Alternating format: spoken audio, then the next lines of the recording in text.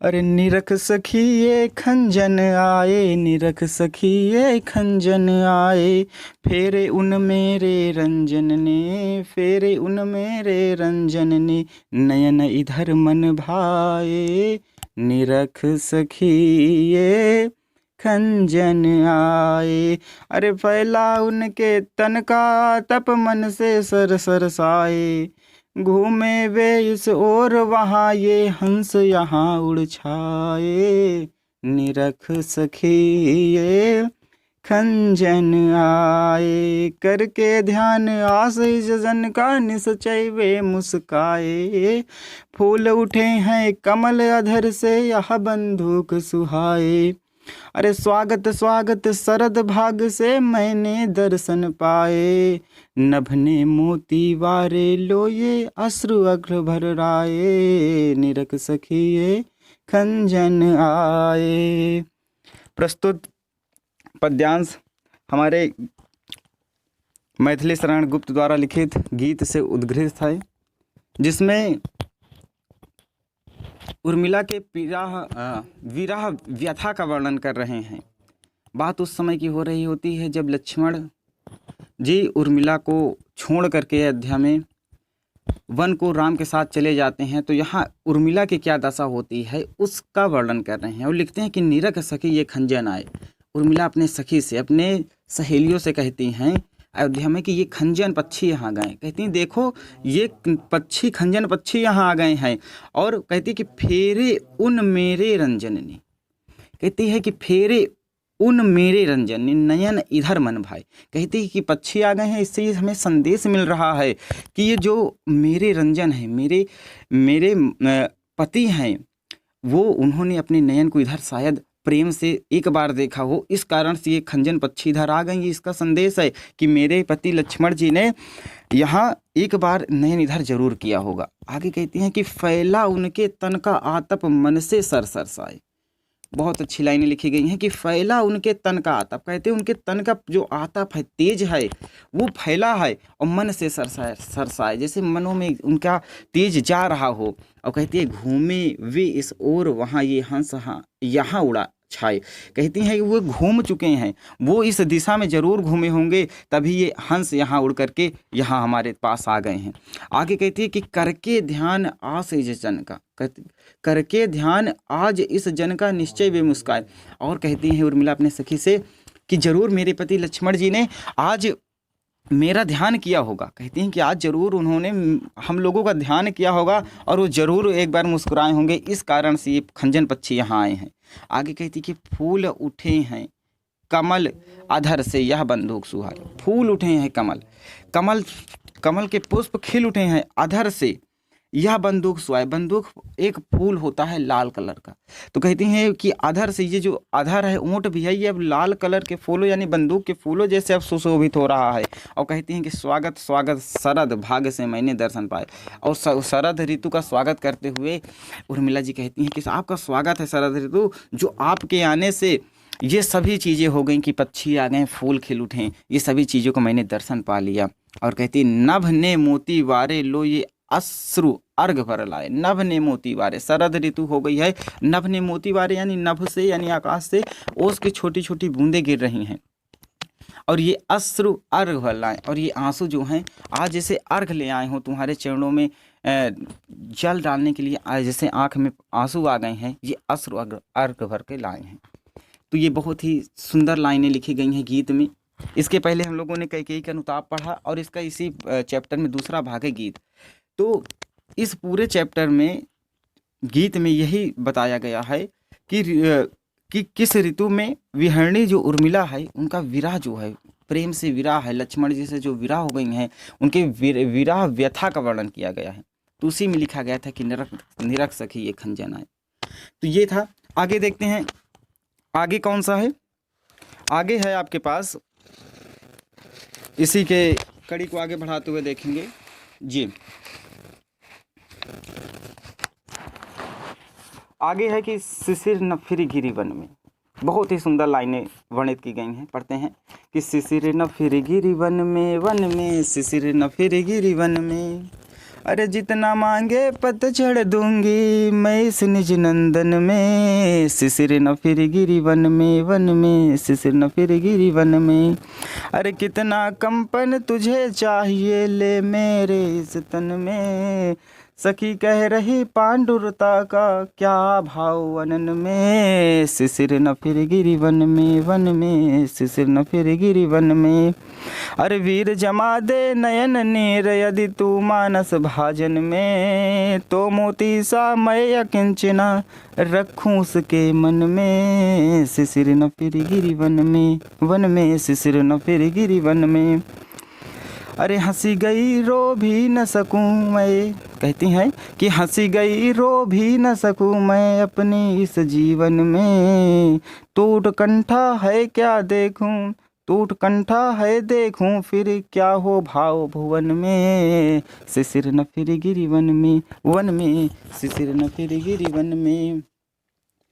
आगे शिशिर ऋतु का वर्णन करते हुए और कहती हैं उर्मिला जी कि शिशिर न फिर गिरी वन में, कि शिशिर ऋतु यानी जाड़े की ऋतु, न फिर शिशिर ऋतु यानी गर्मी की ऋतु है शिशिर ऋतु, फिर गिरी वन में, तू वन में ना गिर इस बार गर्मी जो है तू वन में ना गिर। क्यों ना गिर?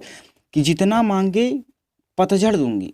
क्या होता है गर्मी की ऋतु में पत्ते झड़ने लगते हैं, तो कहती हैं उर्मिला जी कि जितना मांगे पतझड़ दूंगी, तो जितना तुझको पतझड़ चाहिए है गर्मी की ऋतु, तू जितना तुझे पतझड़ चाहिए मैं उसे सब कुछ तुझे मैं दूंगी, मैं इस निज नंदन में।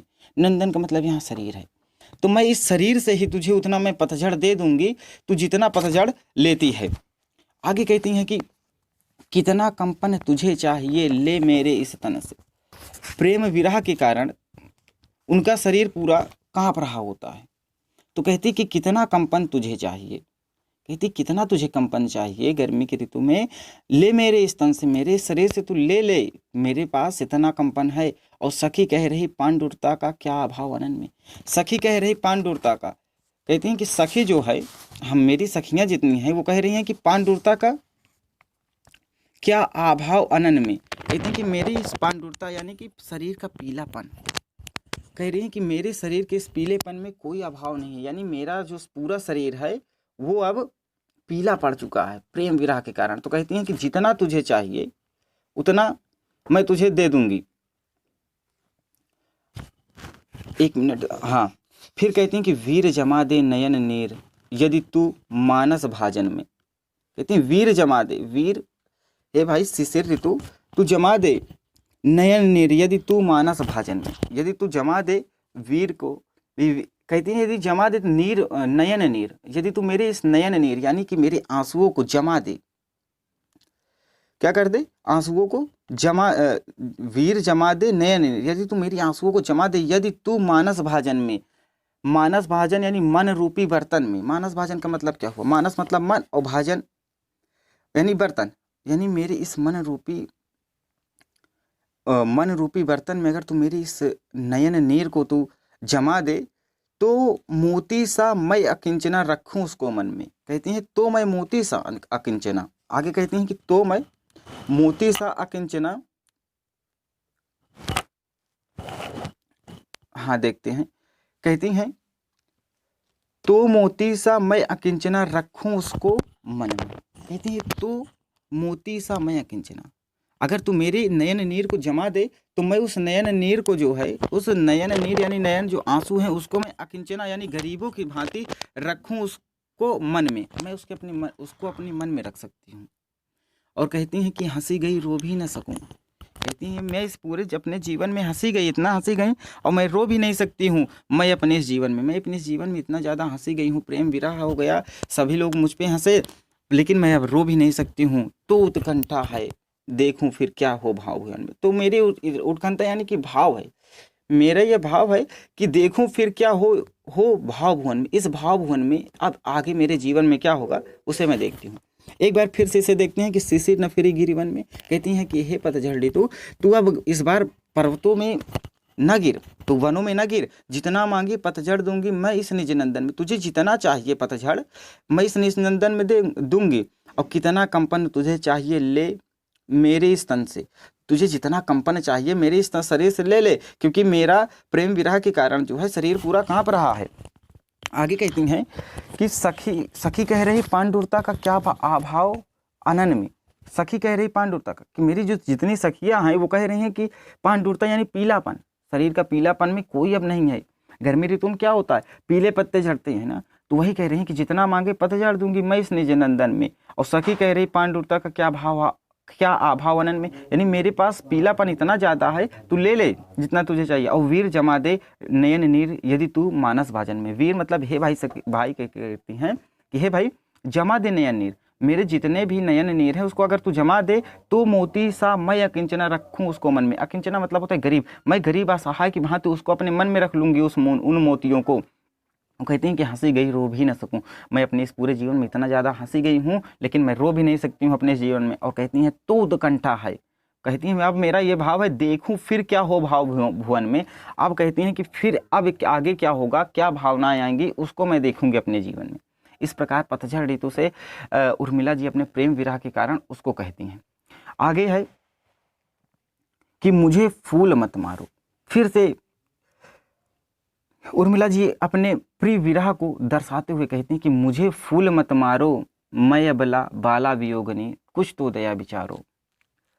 होकर मधु के मीत मदन पटु तुम कटु गरल नगारो, मुझे विकलता तुम्हें विफलता ठहरो श्रम परिहारो। नहीं भोगनी यह मैं कोई जो तुम जाल पसारो, बल हो तो सिंदूर बिंदु यह हरिनेत्र निहारो। रूप दर्भ कंदर्भ तुम ही तो मेरे पति परवारो, लो यह मेरी चरण धूलि उस रति के सिर पर डालो। इस बार उर्मिला जी कामदेव जो सबसे सुंदर देवताओं में के नाम से जाने जाते हैं, सबसे सुंदर हैं कामदेव, तो उनके बारे में कह रहे हैं कि मुझे फूल मत मारो। कहती हैं हे कामदेव, प्रार्थना करते हुए कहती हैं कि हे कामदेव मुझे फूल मत मारो, यानी मुझे अपने काम रूपी बाणों से घायल ना करो। मैं अबला बाला वियोगनी, कहती मैं तो अबला हूँ, मैं तो एक स्त्री हूँ, बाला हूँ, वियोगनी हूँ और पति से बिछड़ी हुई हूँ, कुछ तो दया विचारो, मुझ पर कुछ तो दया करो। उर्मिला जी प्रार्थना करते हुए कामदेव से कहती हैं कि हे कामदेव मैं अबला बाला वियोगनी कुछ तो दया विचारो, कुछ तो दया मुझ पर करो कि मैं तो अबला एक स्त्री हूँ, बाला वियोगनी और मैं अपने पति से बिछुड़ चुकी हूँ, मुझ पर कुछ तो दया करो। आगे कहती हैं होकर मधु के मीट मदन पटु तुम कटु गरल नगारो। कहती हैं होकर मधु के मीट मदन कहा गया यहाँ पे कामदेव को, तो कहती हैं हे कामदेव, मीट मतलब होता है मित्र, होकर मधु के मित्र, होकर तुम आप ये काम रूपी के काम के प्रति उस मित्र काम के मित्र ना होकर के, और पटु पटु मतलब होता है चतुर, और तुम कटु विष गरल नगारो, काम रूपी। कहती हैं कि हे मदन यानी हे कामरूप, आप इस मधु के मीत में होकर के पटु मतलब चतुरता के साथ, तुम कटु कटु मतलब होता है विष, और गरल नगारो, गरल मतलब है मुझ पे, और नगारो मतलब होता है बर्बाद करना या नष्ट करना। तो कहती हैं हे कामदेव, आप मित्र मतलब मित्र, आप मित्र होकर के, आप मधु के मित्र होकर के इस चतुराई के साथ तुम मुझ पर अपना विष बर्बाद ना करो। काम रूपी जो विष है आपका, काम रूपी जो विष है आप मुझ पर बर्बाद ना करो। मुझे विकलता तुम्हें विफलता, कहते हैं मुझे विकलता होगी थोड़ी बहुत, लेकिन मैं अपने आप को संभाल लूंगी। मुझे विकलता होगी, मैं मानती हूँ मुझे विकलता होगी, लेकिन मैं अपने आप को संभाल लूंगी। तुम्हें विफलता, और तुम्हारा ये जो पूरा काम रूपी विष है ये विफल हो जाएगा, तुम्हारी कोई भी चाल काम नहीं आएगी। ठहरो श्रम परिहारो, अरे ठहर जाओ, इतनी देर से प्रयास कर रहे हो, श्रम परिहारो, थोड़ा सा थकान को अपने दूर कर लो। आगे कहती हैं नहीं भोगनी यह मैं कोई जो तुम जाल पसारो, मैं कोई भोगनी स्त्री नहीं हूँ जो तुम मुझ पर इस प्रकार के जाल डाल रहे हो काम रूपी, मैं कोई भोगनी स्त्री नहीं हूँ। बल हो तो सिंदूर बिंदु यह हरि नेत्र निहारो, अगर तुम्हारे पास शक्ति है, तुम्हारे पास सामर्थ्य है तो इस सिंदूर बिंदु को देखो, यह हरि नेत्र निहारो। हरि नेत्र का मतलब हुआ भगवान शिव के नेत्र की भांति ये हमारा सिंदूर है। हुआ क्या था कि एक बार भगवान महादेव ने अपनी तीसरी आंख को खोल करके इन्हें भस्म कर दिया था। तो वही बता रहे हैं कि बल हो तो सिंदूर बिंदु यह हरिनेत्र निहारो, अगर तुम्हारे पास शक्ति है तो इस सिंदूर बिंदु को उस शिव के भांति तीसरी नेत्र ही समझो। और रूप दर्भ कंधर्व तुम्हें तो मेरे पति पर डालो। रूप दर्भ कंधर्व, जो रूप दर्भ कि मैं इनको एक बार देख तो लूँ। और अंत में कहती हैं उर्मिला जी कि जाती जाती गाती गाती कह जाऊँ यह बात। बहुत बड़ी बात उर्मिला जी ने बताया है पूरे संसार को कि धन के पीछे जन जगती में, धन के पीछे जन जगती में उचित नहीं उत्पात, प्रेम की ही जय जीवन में यही आता इस मन में। कहती हैं कि जो धन के पीछे पूरे संसार में उत्पात मचा हुआ है, ये उत्पात सही नहीं है।